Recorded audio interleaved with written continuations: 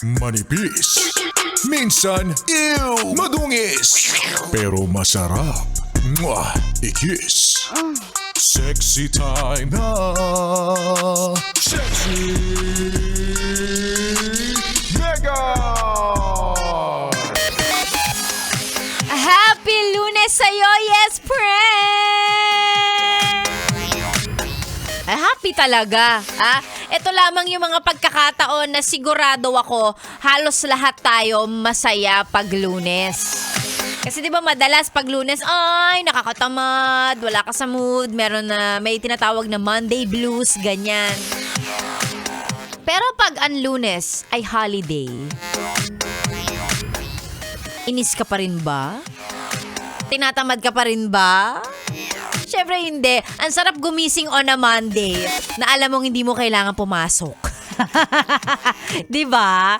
Alam mong sa bahay ka lang o meron kang ekstrang araw para gawin yung gusto mo, pwede ka matulog, magpakatamad, tumunganga, ikaw bahala.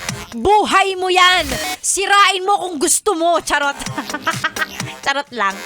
Pero 'di ba? Ang saya.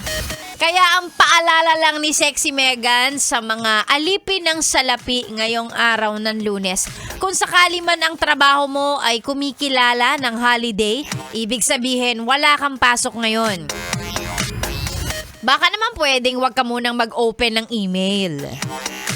Baka naman pwedeng wag ka munang magbukas ng Viber ninyo, ng Viber group chat ninyo sa office. Keber kung may mag-message, may magtanong, holiday di ba? Holiday. Walang pasok dapat. So wag mo muna isipin yan. Ha? Kasi pag nag-isip ka ng trabaho ngayong araw ng holiday, hindi ka bayad doon. Wala kang time in, time out di ba? Hindi siya bilang. So wag ka muna magbukas ng work email. Wag mo muna buksan, wag mong pakialaman yung Viber, Microsoft Teams, kung saan man kayo nag-uusap. Wag mo munang buksan.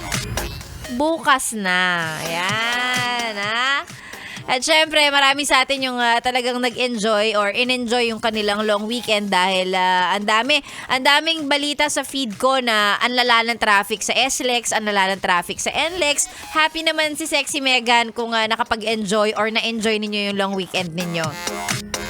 Sana all na lang ang masasagot ko pero basta masaya ka, go. Masaya din naman ako dito. Charot. Masaya din naman ako dito na kahit saan ka napupunta o nasaan ka sa mga oras na to, kung nakikinig ka sa akin, edi parang magkasama na rin tayo. Sexy Mega na po ang inyong kasama hanggang mamayang tanghali ngayong beautiful holiday Monday. Just in case hindi ka aware kung bakit holiday ngayon. Kaya holiday ang June 17 kasi birthday ng nanay ko. Charot lang. Hindi, sineselebrate natin yung Idil Adha. No, celebration, isang importanteng okasyon para sa mga yes friend nating Muslim. Yan. Kaya holiday, dineclare na holiday ngayong araw na to. At totoo din yun, birthday ng nanay ko. Kaya bago ang lahat, happy birthday! Hindi ako sure kung naririnig mo to. Hindi pala nakikinig sa akin yung nanay ko no? Batiin nyo yung nanay ko, happy birthday ma. At sa lahat ng may birthday ngayong araw na ito, happy birthday po sa inyo. Sexy Mega ng inyong kasama hanggang mamayang tanghali dito sa stasyong masarap pakinggan. May kasama ka pang DJ na maganda, Sexy Megan. This is 101.1 Yes FM!